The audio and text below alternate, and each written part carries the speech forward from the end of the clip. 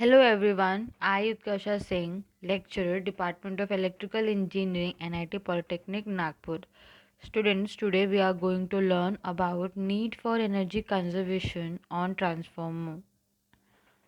So on previous video, you have learned about replacement of energy efficient motor and periodic maintenance. Learning outcomes. After watching this video, you will be able to learn the need for energy conservation of transformer and energy conservation technique in transformer, load sharing, parallel operation, isolating techniques, and periodic maintenance.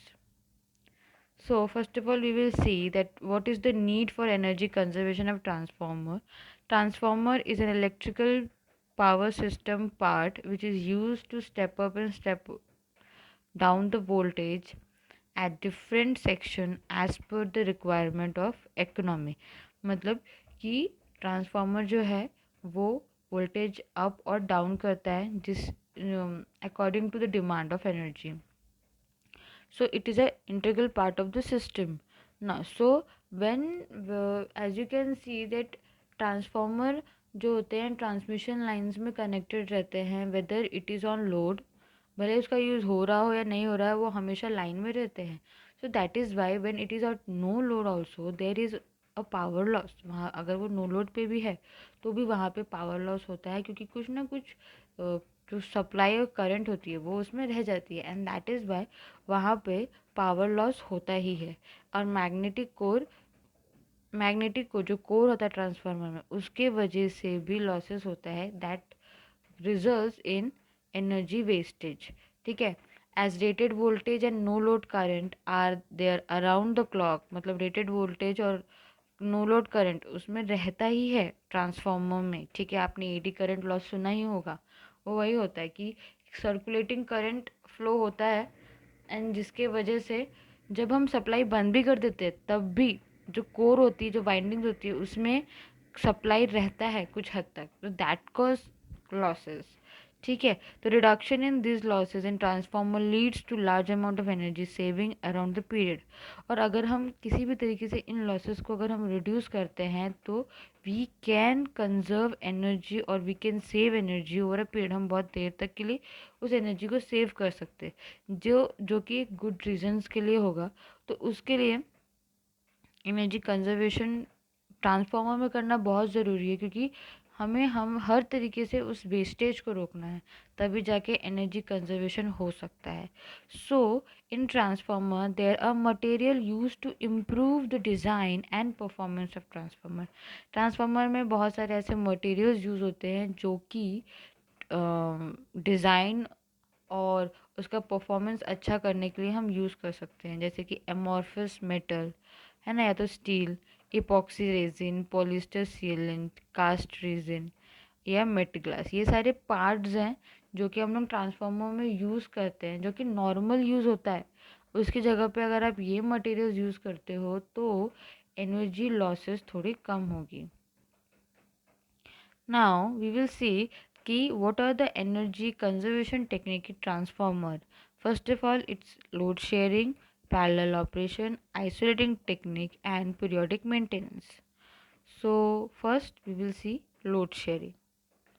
What is load sharing? Load sharing का मतलब क्या होता है, जब हम किसी load को equally share करते हैं पावर सिस्टम में, उसको हम लोग लोड शेयरिंग, वर्ड से ही समझ में आता है कि लोड शेयरिंग मतलब क्या होता है. ठीक है. अब इन पावर सिस्टम जो ट्रांसफार्मर में लोड शेयरिंग कैसे करते हैं, देखो, ये जो लोड शेयरिंग होता है ये डिस्ट्रीब्यूशन के पार्ट में होता है. ठीक है. ना तो जनरेटिंग में होता है ना तो ट्रांसमिटिंग में होता है, ये डिस्ट्रीब्यूशन पार्ट में होता है.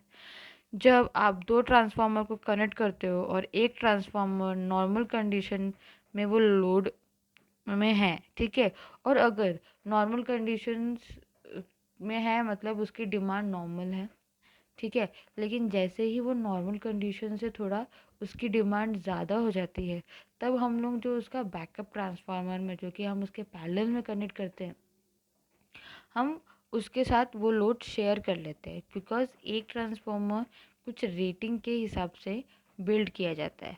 लेकिन अगर उसकी रेटिंग से अबव का लोड उसको प्रोवाइड, मतलब उसको सप्लाई प्रोवाइड करनी है और अगर वो सस्टेन नहीं कर पाएगा तो उसके लिए एक दूसरा ट्रांसफार्मर भी रखा जाता है जो कि उससे थोड़ा सा हाई रेटिंग का रहता है। ये इसलिए रखते हैं ताकि अगर इन केस वो लोड बढ़ा या उसकी डिमांड बढ़ी तो एक backup transformer is always there. So these two transformers are connected in parallel and they share the load. In power system it is called load sharing और इसको ही हम लोड शेयरिंग कहते हैं, जिसमें कि जो फर्स्ट ट्रांसफार्मर को हम मेन ट्रांसफार्मर कहते हैं, जिसको पावर ट्रांसफार्मर भी आप कह सकते हो, और जो दूसरा ट्रांसफार्मर होता है जो कि मेन ट्रांसफार्मर के साथ कनेक्टेड रहता है उसको हम लोग स्लेव ट्रांसफार्मर कहते हैं। ठीक है, जब उसे सप्लाई करना पड़ता है लोड, वो भी more than the rating of an existing, जो ट्रांसफार्मर उसको ऑलरेडी लोड उसका सस्टेन कर रहा था, अगर उसकी डिमांड बढ़ जाती है तो टू और मोर ट्रांसफार्मर में be connected in parallel with the existing transformer. जब उसकी लोड बढ़ जाती है, डिमांड बढ़ जाती है, तो हम उसके पैरेलल में 2 या 3 ट्रांसफार्मर लगा देते हैं ताकि वो सारे के सारे लोड शेयर कर ले और ट्रांसफार्मर पे ज़्यादा ना लोड आए, जिसकी वजह से ट्रांसफार्मर के इक्विपमेंट जो पार्ट्स होते हैं वो ख़राब हो सकते हैं। इसीलिए हम ये पैरेलल लोड शेयरिंग का काम करते हैं। ठीक है, parallel operation, see load sharing and parallel operation are one of the same thing, because हम लोड शेयरिंग कैसे करते हैं, पैरेलल कनेक्ट करने से करते हैं। ठीक है, तो दोनों एक ही चीज़ है ना। अब यहाँ पे भी देखो, the transformer are connected in parallel where loads on one transformer is more than its capacity. Transformer को हम तभी कनेक्ट करते हैं पैरेलल में जब एक ट्रांसफार्मर पर ज़्यादा लोड आने लगता है और उसको शेयर करने के लिए मुझे उसको उसके साथ में और 2-3 पैरेलल में कनेक्ट करने पड़ते हैं। उसी को हम लोग पैरेलल ऑपरेशन कहते हैं। और ड्यू टू पैरेलल ऑपरेशन क्या होता है, रिलायबल हो जाता है पावर सिस्टम। मतलब कि देखिए, अगर आप किसी किसी चीज़ पर ज़्यादा लोड दे रहे हो तो ऑब्वियसली वो चीज़ टूटने पे आ जाती है अगर हम उसको उसकी रेटिंग से ज़्यादा देंगे। तो इसीलिए अगर मैं वही चीज़ 3-4 में डिवाइड कर दूँ पैरेलली, तो क्या होगा, वो चीज़ ज़्यादा स्मूथ चलेगी। ठीक है, तो इसीलिए इससे होता क्या है कि अगर एक चीज़ पे लोड पड़ता है तो उसके वेरियस इक्विपमेंट डैमेज होने के चांसेस रहते हैं। ठीक है, और अगर हम पैरेलल में कनेक्ट करते हैं तो वही चीज़ रिड्यूस हो सकता है। ठीक है, अब लेकिन पैरेलल ऑपरेशन करने के लिए भी बहुत सारी कंडीशंस होती हैं, जैसे कि पैरेलल ऑपरेशंस में क्या क्या कंडीशन होती है। ट्रांसफार्मर जो होता है, the transformer operate near maximum efficiency. Transformer जो भी हम यूज़ करने वाले हैं वो 70 to 100% of their rated load का होना चाहिए। मतलब जो उसकी रेटेड है लोड, उससे ज़्यादा ही उसकी 70 to 100% उसकी रेटिंग होनी चाहिए, मैक्सिमम एफिशिएंसी।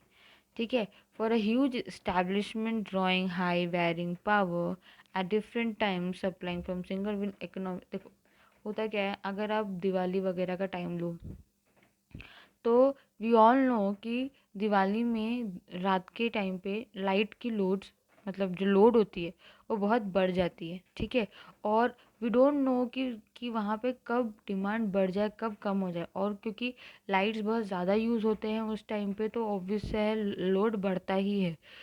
तो अगर आप उस हिसाब से सोचो तो अगर मैंने एक बिलो रेटिंग वाला ट्रांसफार्मर यूज़ किया है जो कि इतना ज़्यादा लाइट का लोड नहीं बर्दाश्त कर पा रहा है, तो क्या होगा, वो ट्रिप हो जाएगा। ठीक है, ट्रांसफार्मर ही उड़ जाएगा, सीधी सीधी बात है अगर नॉर्मल लैंग्वेज में बोला जाए तो इसीलिए हम क्या करते हैं कि ऐसा एक setup, we maintain a setup जिससे कि अगर वो ट्रांसफार्मर नहीं सस्टेन कर पा रहा then a backup transformer is there to handle that in efficient program, है ना उसको। ठीक है, देखो, because at light load a high rated transformer has a high constant losses compare to low rated one.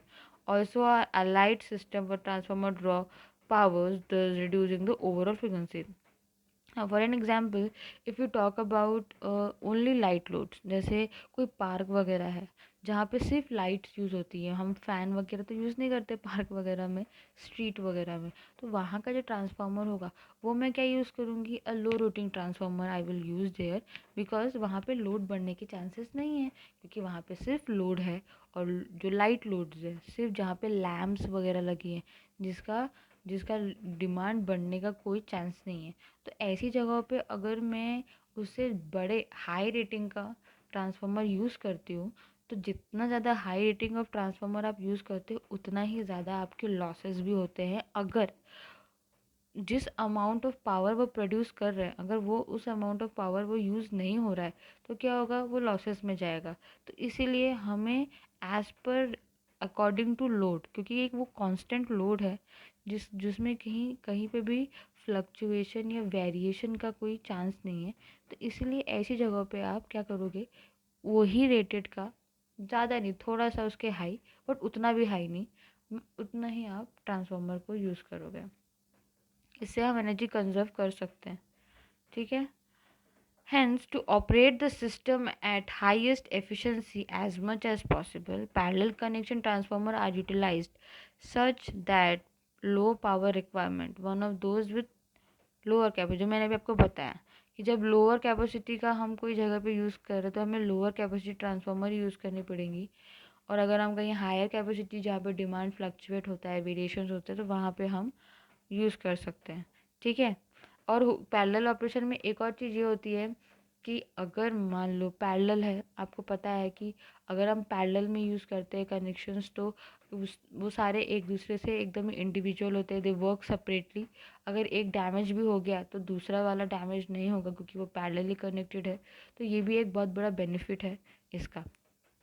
This is done as per the requirement of load, कि जब more power ज़रूरत होती है, सबसे ज़्यादा पावर ज़रूरत होती है, तो हम वही ट्रांसफार्मर यूज़ करते हैं जो कि हायर रेटिंग का होता है, और जो कम रेटिंग का होता है वो अपने आप स्विच ऑफ होता है। इस तरह की सेटिंग भी की जा सकती है एनर्जी कंजर्व करने के लिए। Next is isolating technique. Isolating technique में क्या करना पड़ता है, देखो आइसोलेशन नाम से समझ में आता है कि आइसोलेशन मतलब होता है कोई चीज़ को अलग करना। अब हम इलेक्ट्रिकल चीज़ों को क्यों अलग करते हैं, ताकि अगर एक में आग लगे तो दूसरे में आग नहीं लगनी चाहिए, इसी के लिए हम यूँ आइसोलेशन टेक्निक यूज़ करते हैं। इससे आप क्या कर सकते हो, देखो इससे बहुत कुछ हो सकता है। आप फॉल्ट अगर किसी एक इक्विपमेंट में लगा है तो आप पूरा का पूरा सेटअप बचा सकते हो। दूसरा, अगर सारी की सारी चीज़ें जल गई तो फिर आपका तो बहुत बड़ा कॉस्ट पे भी वेस्ट जाएगा, एनर्जी तो वेस्ट हुई हुई है ना। तो वहाँ पे भी आपका एक कंट्रोल हो रहा है। तो आइसोलेशन टेक्निक बहुत इम्पॉर्टेंट है।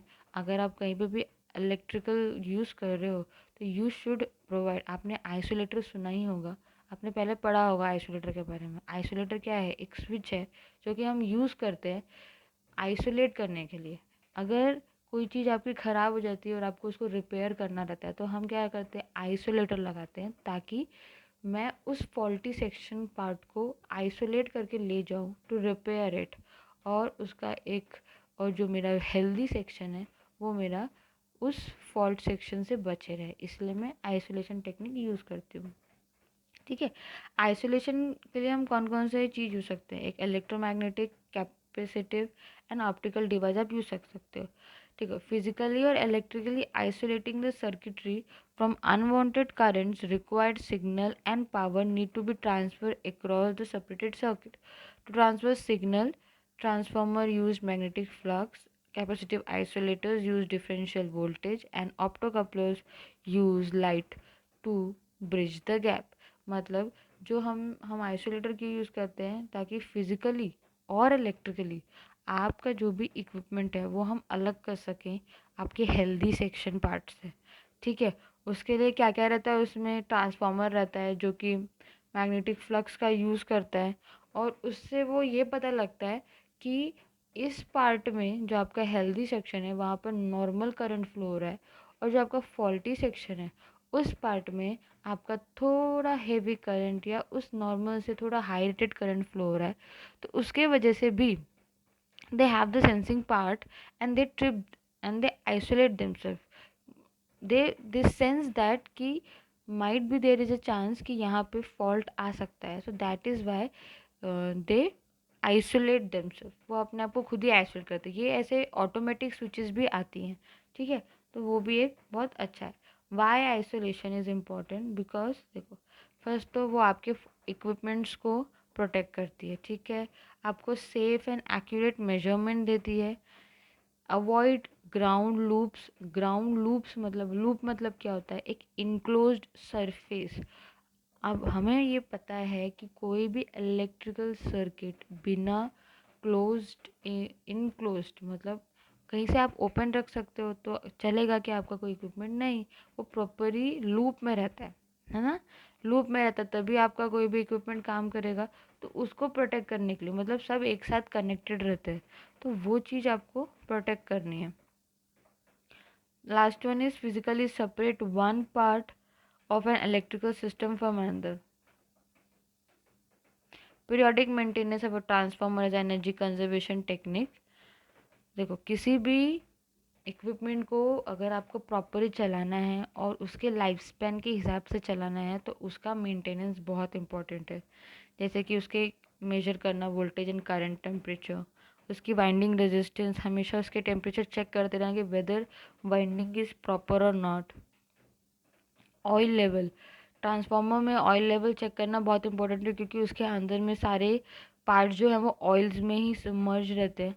तो वो भी चेक करना है कि वेदर ऑयल की क्वालिटी जो है वो प्रॉपर है कि नहीं, क्योंकि बहुत बार फॉल्ट डिटेक्ट करते करते या कूलिंग करते करते ट्रांसफार्मर का ऑयल जो होता है वो बहुत ज़्यादा डल और बहुत ही इम्प्योरिटीज़ उसमें हो जाती है, तो वो ऑयल भी चेक करना बहुत ज़रूरी है।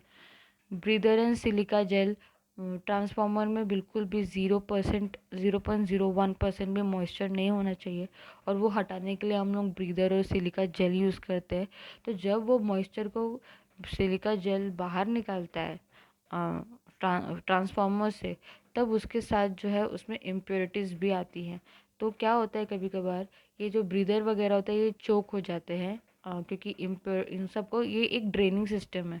तो ड्रेनेज सिस्टम में कैसा होता है कि इम्प्योरिटीज़ कभी कभार आ जाती है, तो उसको भी क्लीन करना बहुत ज़रूरी है।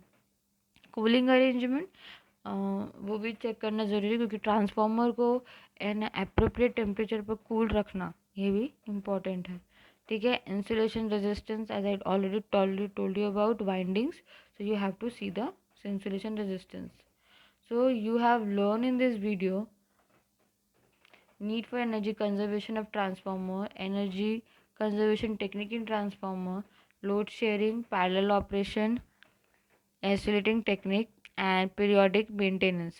PO mapping. In this topic we have covered this PO, PO2, PO3, PO10 and POS1. My next topic will be on the continuation of need for energy conservation technique for transformer. Thank you and keep learning.